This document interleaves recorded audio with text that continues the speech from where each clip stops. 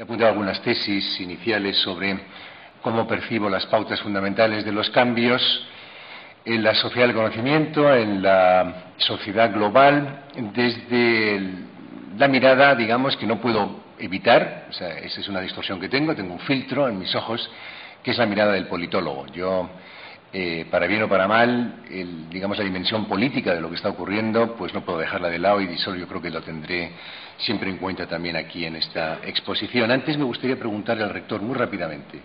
Yo tenía entendido que la primera universidad española en los rankings era la Autónoma de Madrid, que es de la que yo procedo. Por lo menos en el de Shanghái y algún otro que he visto, pero me equivoco. Vale, nada más. Bien. Es la segunda. La segunda, bueno, tampoco estábamos tan mal. Debe ser que ya hace 4 años que me he ido de allí y ya ha bajado. Bien, empiezo muy rápidamente. Vamos a ver. Primera tesis. Yo creo que la mayoría de los cambios a los que estamos asistiendo se caracterizan por una profunda ambivalencia. Y a mí me gustaría subrayar esta idea de la ambivalencia, que está muy claramente, que se manifiesta de una manera muy clara cuando se dice que la globalización es tanto una amenaza como una oportunidad. Yo creo que esto expresa el contenido tremendamente ambivalente de lo que está ocurriendo ahora mismo en el mundo. La globalización, la sociedad del conocimiento, cierra algunas puertas y desde luego abre otras. Yo creo que no se puede atisbar algo así como una dirección clara hacia ningún estadio concreto. Lo único a lo que estamos asistiendo, y esto es bastante fascinante, yo creo que son las contradicciones que continuamente se producen en ella. Lo que sí me atrevería a afirmar es que parece claro que no vamos en la dirección hacia un nuevo estadio tal y como nos venían anticipando pues algunos de los grandes gurús de la globalización, de la perspectiva de las ciencias sociales, como que es un cártel académico, además real, de una de las mejores universidades del mundo, el London School of Economics, que es así que está globalizada. El lector está de acuerdo conmigo, que son pues los Anthony Giddens, el David Held y sobre todo Ulrich Beck. Lo que nos vienen a decir de estos autores es que en cierto modo estamos ante una nueva ilustración que conducirá a unas nuevas formas también de organización política en la era de la globalización, marcadas fundamentalmente por una recomposición de lo político hacia pautas de gobernanza global. Hemos pasado ya la época de la primera modernidad. La primera modernidad acabaría en cierto modo encarnándose en la época del Estado nacional.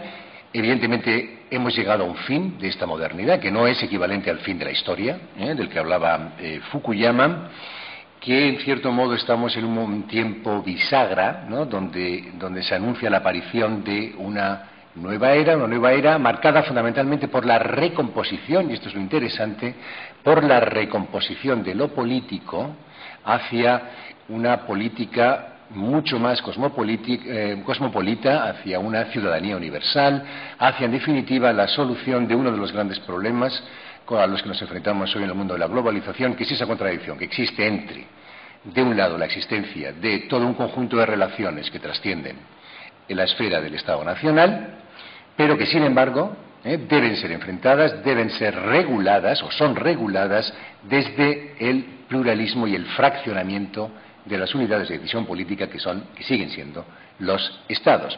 Y esta es una contradicción prácticamente irresoluble, porque estamos acostumbrados, y esto yo creo que es lo importante, estamos acostumbrados a concebir lo político desde la perspectiva de la protección, asociada a el enclaustramiento dentro de determinadas fronteras.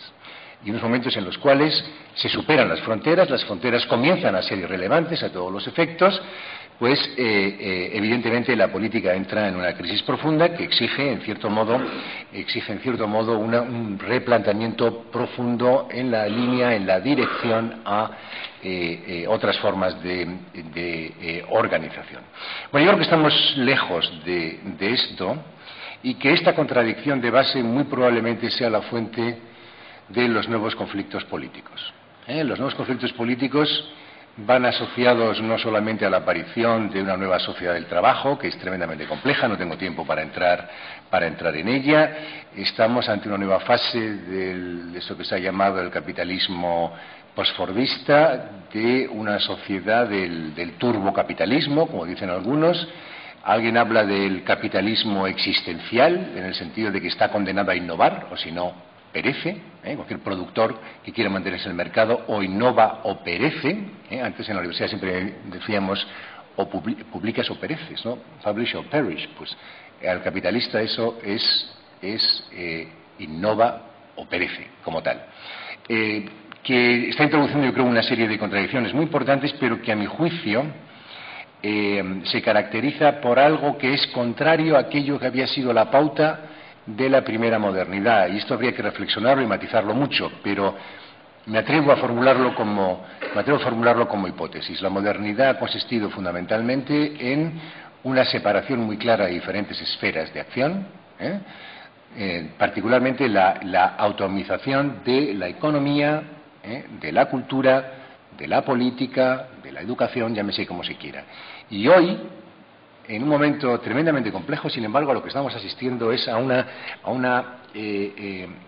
mezcla de todas estas dimensiones, ¿no? Ya es muy difícil extinguir la economía estrictamente de lo cultural y de lo político. Incluso pues aparecen nuevas culturas, entre comillas, dentro de la esfera de la economía, sobre todo con estos nuevos productores de los trabajadores simbólicos, que vienen a ser algo así como una nueva clase dirigente dotada de eso que podríamos calificar como poder blando. Es decir, no tienen el poder que tenía tradicionalmente el capital, pero tienen el poder de la innovación, precisamente. O sea, una de las características de la sociedad del conocimiento es que ha dotado de un estatus absolutamente crucial a estos nuevos profesionales especialistas en gestionar estas nuevas complejidades, en gestionar no solamente la innovación en términos económicos o en términos científicos, sino en gestionar, digamos, todo este nuevo mundo que no se resuelve a partir, y esto conecta mucho con lo dicho anteriormente, a partir de la clásica división de competencias universitarias, por ejemplo, ¿no? Y nos encontramos con que hoy en día un experto en derecho mercantil que hace y deshace permanentemente empresas para un bufete en Nueva York, muy probablemente cobre más dinero que personas que tradicionalmente estaban mucho más asociadas o más incorporadas a el propio mundo, digamos, del capital, entre comillas. Un experto de este tipo puede ganar hasta 3 millones de euros. Eso les da un poco idea de qué estamos hablando. Por supuesto, si ese experto también está en el mundo del capital, es un experto en sistemas financieros, pues entonces ya se dispara absolutamente el salario. Bueno, lo que quiero decir con esto es que no solamente ha cambiado la comunicación, o sea, somos una sociedad planetaria, se nos están desmoronando las estructuras políticas, sino que ha cambiado también un poco la base material sobre la que se sustenta el nuevo mundo, tanto en el funcionamiento del sistema capitalista, en el funcionamiento de la sociedad del trabajo y en la propia organización política que se estructura en torno a esta relación. Esto me conduce a un tercer punto, que es el que tiene que ver con una indudable crisis de la política. Es decir, la política tiene enormes dificultades para controlar lo que está pasando, no solo por la crisis del Estado, a la que aludí antes, sino también por otro conjunto de fenómenos que, por resumir mucho, podríamos calificar como el imparable aumento de la complejidad que hace muy difícil la gobernabilidad. Cuando se utiliza el término de gobernanza en vez de gobierno, a lo que se alude es a una nueva forma de lidiar con estas nuevas complejidades desde la perspectiva, diríamos, de el encauzamiento del orden político. Gobierno, como saben, viene de gubernein, que en griego significa llevar el timón, es decir, un gobernante es el que lleva la nave del Estado. Bueno, pues hoy en día ya no hay posibilidad de conducir un Estado, una sociedad, desde un timón. En gran parte porque la propia sociedad se autoorganiza. Y esta es una palabra clave para describir lo que está ocurriendo.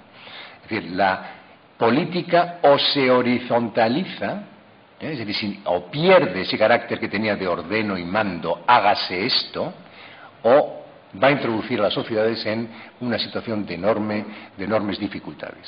Es decir, lo que se trata, por tanto, es de ir mucho más a una combinación de autoorganización social espontánea y cooperación de la política con esta autoorganización, que no a la visión tradicional moderna de una organización de la sociedad a partir de dictados políticos desde una cima. Por tanto, la política se incorpora mucho más al propio proceso de organización social, pero pierde, digamos, ese carácter heroico que tenía de ser la palanca a través de la cual se producía realmente el cambio social. El cambio social se produce hoy desde abajo, o sea, todo es mucho más bottom-up en vez de top-down, como era tradicionalmente. La verticalidad de la política la estamos perdiendo. Por tanto, hay una emigración de las relaciones sociales fuera de las instancias tradicionales del ejercicio del poder político, que obligan al poder político a adaptarse a esa situación, esto por un lado, pero por otra parte también el poder político tiene cada vez más dificultades para penetrar en la propia lógica sistémica que se corresponde con una sociedad como la nuestra. Y esto produce, y este sería el cuarto punto que me gustaría discutir con ustedes, que este es un tema fascinante, pero lo introduzco como mera hipótesis también, esto produce una reacción doble. Vamos a ver, nuestra interdependencia creciente y el hecho que vimos ya, de facto, una sociedad mundial, que por tanto el concepto de sociedad se ha escindido del propio concepto de Estado. Antes había tantas sociedades cuanto Estados, había una sociedad británica, una sociedad alemana, una sociedad italiana. Hoy esto carece de sentido. Bueno, lo que está produciendo, yo creo, es, digamos, esta nueva interdependencia y esta nueva crisis de las categorías tradicionales, está produciendo, yo creo, una reacción doble. Por un lado, un nuevo impulso hacia la cooperación, como nos aventuraban este cártel académico al que me refería antes, precisamente para superar las interdependencias y para poder hacer frente a las cuestiones globales, entendido por cuestiones globales, calentamiento global, digamos, establecimiento de reglas que controlan el sistema financiero internacional, superación, digamos, de los problemas derivados de la pobreza, el poder hacer frente a pandemias que pueden amenazar con salir del lugar donde nacen y expandirse por todo el globo, y un largo etcétera, ¿no? Y podemos hacer un elenco de todas las cuestiones que tienen una dimensión global que solo pueden resolverse mediante una cooperación internacional. Entonces, por un lado, digamos que existe una necesidad objetiva, inevitable, a profundizar en estos nuevos mecanismos de cooperación. Pero paralelamente, y esto es lo fascinante, empiezan a desarrollarse nuevos temores que solamente pueden ser calmados si reconstruimos las fronteras. Ojo, que esto que estoy diciendo creo que es importante, y que es una contradicción fascinante, en el sentido de que cuanto más abierta es la sociedad, cuanto más ingobernable parece que resulta, tanto más parecemos necesitar también al Estado, cuando paradójicamente el Estado no tiene la capacidad ya para resolver nuestros problemas.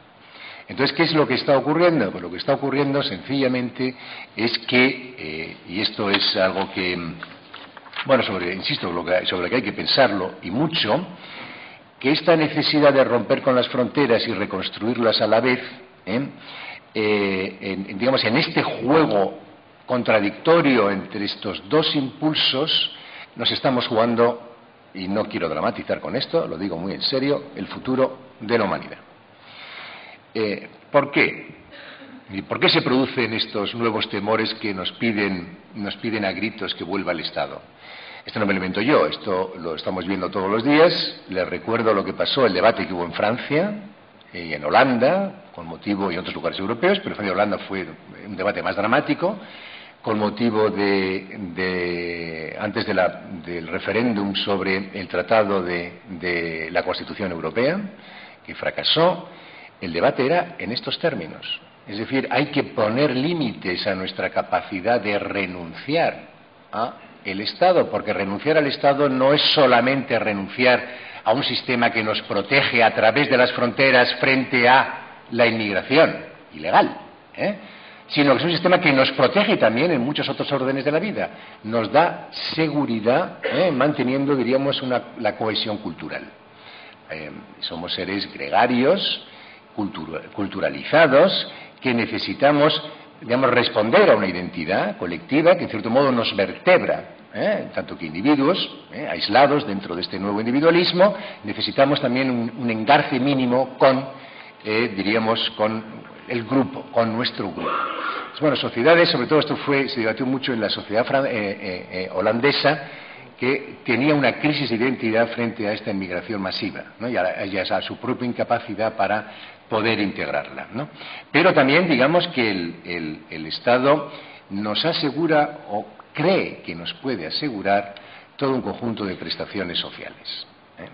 Por tanto, ampliar Europa significa, y esto era la base del discurso de izquierdas contrario a la integración más profundizada que significaba la Constitución Europea, ampliar Europa significa ir a una Europa más mercantilizada y menos proteccionista en términos de políticas sociales. Con lo cual, el Estado todavía nos asegura que tendremos esa protección social, que si renunciamos al Estado estaremos entonces un poco más cerca de esa jungla, ¿no?, de la competitividad de la sociedad internacional, etcétera.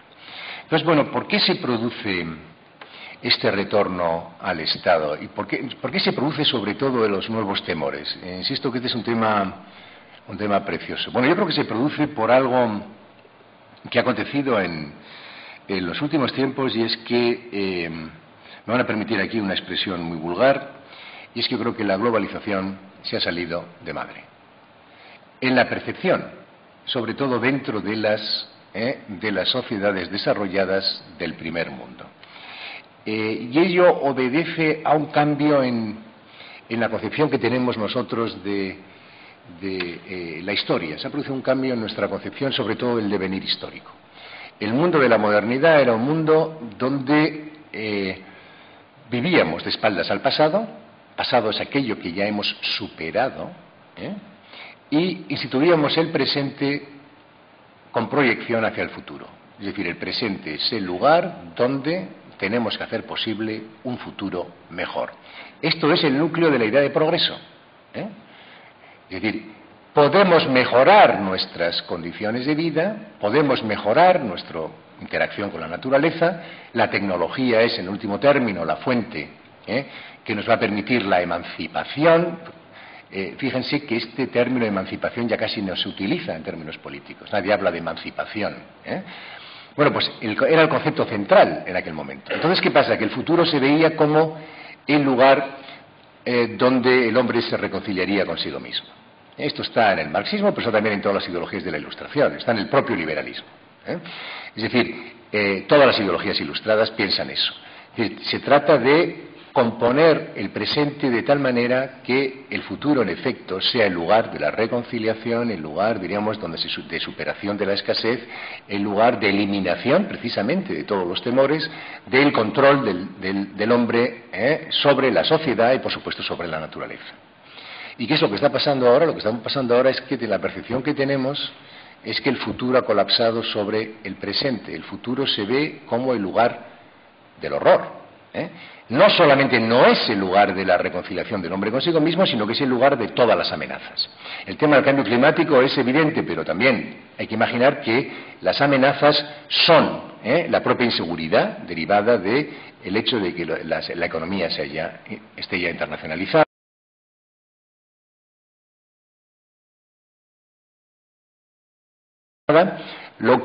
A lo que estamos asistiendo es a una inseguridad respecto a ver si vamos a cobrar nuestras pensiones o si han quebrado los mercados y todo el dinero que hemos ahorrado de repente se lo han tirado por la ventana, a si nuestros hijos podrán tener acceso a un trabajo mínimamente estable, a, digamos, el temor en torno a si los alimentos son o no son cancerígenos, y efectivamente estamos o no estamos controlando eso. En nuestro país esto no ha llegado tanto, pero en otros países europeos lo que se detecta es una auténtica paranoia también respecto de qué es lo que se puede comer, ¿eh? Y no estoy hablando del tabaco, ojo, que puede haber más o menos un consenso. Estamos hablando de alimentos ordinarios, ¿no?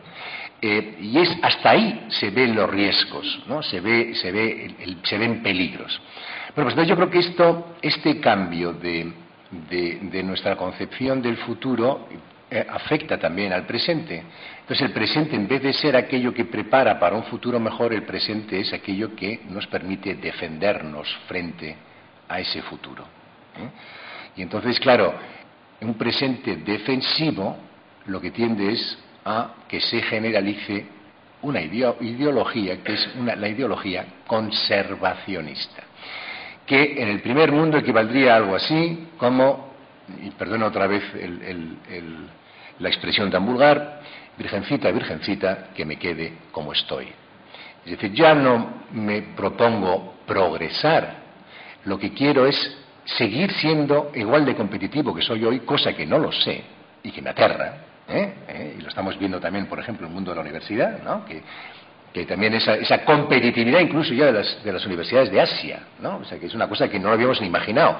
O sea, Asia está presente ya en todos nuestros miedos. Es decir, el malo hoy tiene cara de chino, y dentro de nada tendrá cara de hindú, aunque no lo sabemos, pero dentro de nada tendrá más cara de hindú casi que de chino. Es decir, ahí es donde se está produciendo realmente un fenómeno interesantísimo.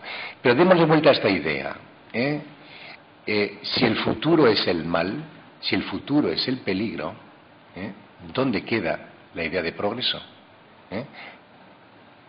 Una vez desaparecida la idea del progreso, entonces lo que se abre es un nuevo conservadurismo que puede tener dos caras.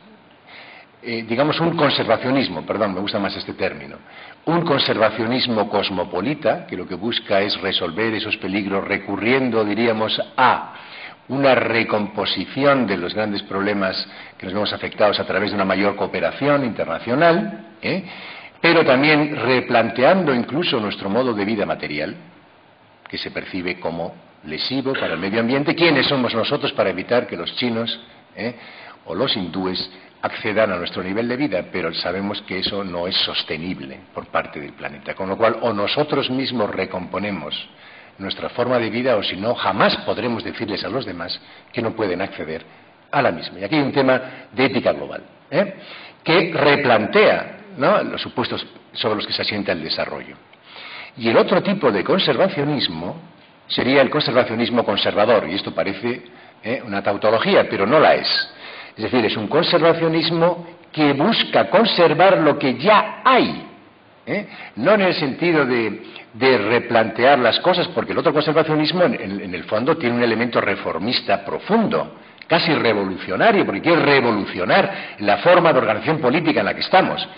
El conservacionismo conservador lo que busca es reconstruir las fronteras, buscar la seguridad dentro de nuevo del viejo instrumento del Estado, volver otra vez a las comunidades originarias. Le da pánico,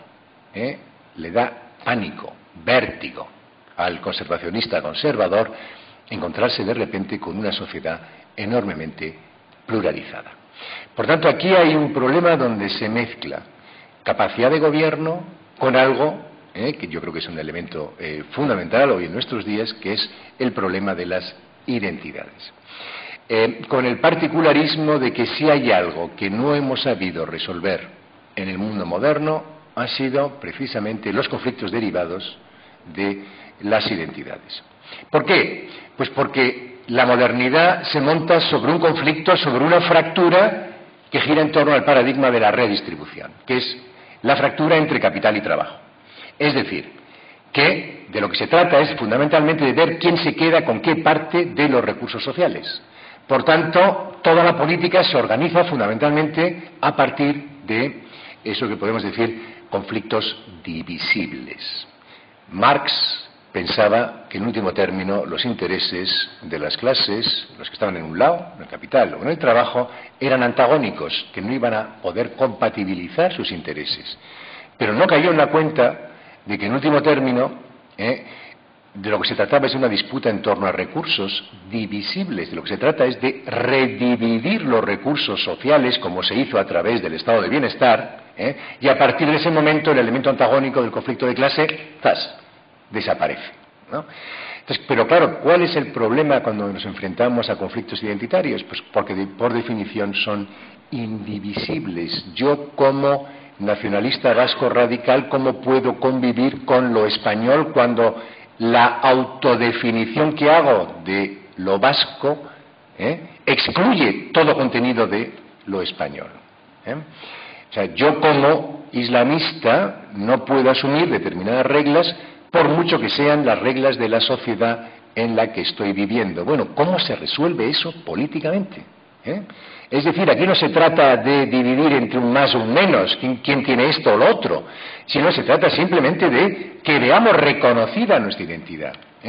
Y esto genera además en una sociedad como la nuestra, tremendamente individualizada, tremendamente líquida, como nos diría el señor Bauman, un sociólogo que desde que cumplió los 80 años no para de escribir libros. Eso es una cosa muy curiosa. Yo creo que era bastante discreto hasta que cumplió los 73, y ahí ya empezó a escribir algo más, pero desde que cumplió 80 ya saca 3 libros al año.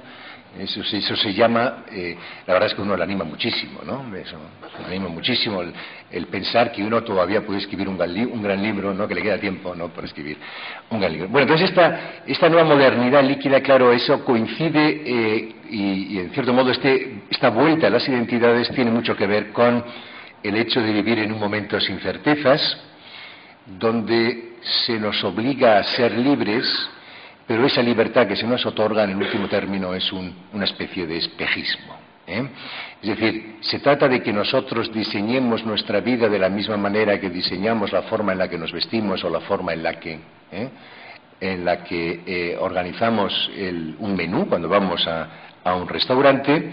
Pero eso al final es un espejismo, porque por mucho que nosotros pensemos que estamos diseñando nuestra carrera profesional, al final nos encontramos con que la precariedad laboral nos ubica en el lugar que el mercado decide. En cada caso, las anclas que tradicionalmente nos ubicaban dentro de la sociedad y nos homogeneizaban, que son normalmente las instituciones, pues han dejado de cumplir esta función. La familia ya no es un ancla. Sigue siéndolo en muchos casos, pero no siempre es un ancla para nuestra vida personal. Carecemos de relatos que doten de sentido, que homogeneicen la forma a través de la cual nosotros vemos la realidad. Por tanto, hay un fraccionamiento de lo narrativo, y nosotros no sabemos vivir sin una narrativa respecto de nosotros mismos, que eso es precisamente lo que son las identidades. Claro, nos encontramos profundamente inmersos, por tanto, en una crisis donde aquí también nos encontramos una contradicción, que es que por un lado se nos obliga a ser libre y se nos dice que somos libres, pero verificamos de facto que no estamos ahí. Y muchas veces esto estalla, y cuando estalla se recompone de muchas maneras o genera una cantidad de conflictos increíbles. Un ejemplo, la rebelión de la banlieue en Francia. Que a mí me parece que es un tema interesantísimo, porque claro, ¿cuál era el fondo del conflicto? Yo creo que el fondo del conflicto no era tanto el problema de la crisis económica, porque entonces se hubieran revelado todos no solamente los inmigrantes, sino se hubieran revelado, diríamos, pues el proletariado. Se rebelaron los inmigrantes, y no inmigrantes cualquiera, ojo, se rebelaron inmigrantes que tenían nacionalidad francesa.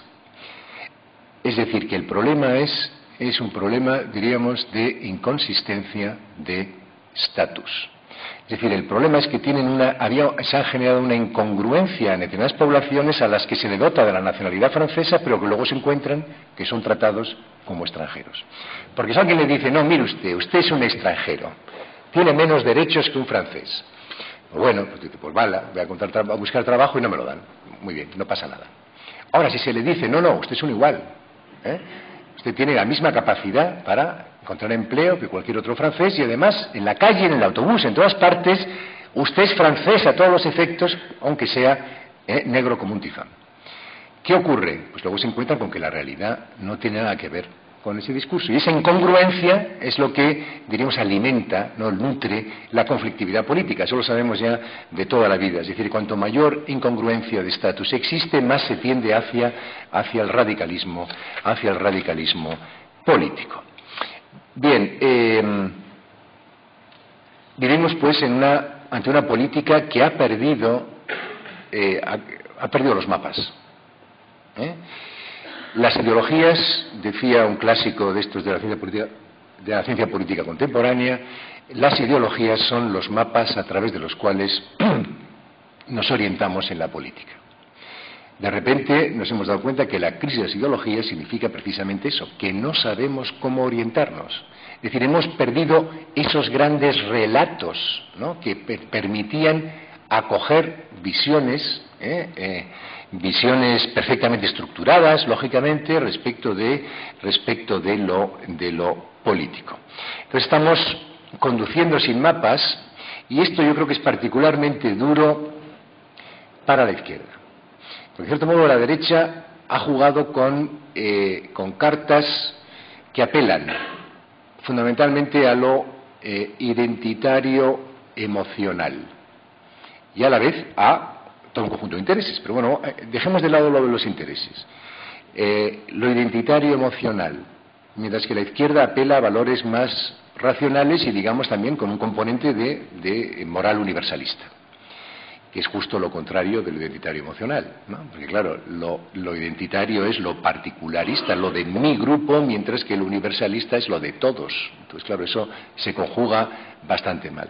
Por tanto, la izquierda, en momentos, digamos, de triunfo histórico del capitalismo, de un tipo de capitalismo que ni el propio capitalismo puede controlar, tiene grandes dificultades para reintroducir su valor básico y fundamental, que era la cuestión de la igualdad.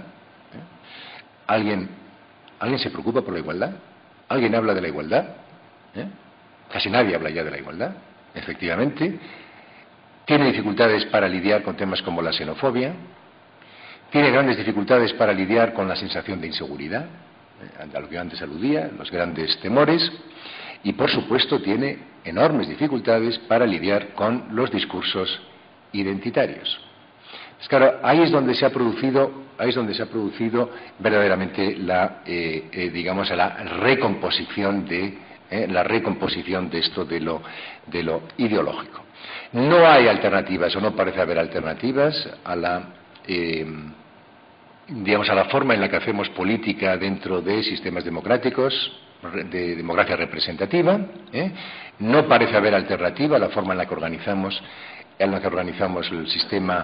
el sistema económico, y la gran duda está efectivamente en si hay la posibilidad, diríamos, de recomponer este orden que yo acabo de describir en la línea de las necesidades objetivas verdaderamente de una gobernanza global. Tenía aquí otra serie de consideraciones sobre la democracia, pero la podemos dejar para el coloquio porque me ha pedido el moderador que por favor acabe. Bueno, muchas gracias.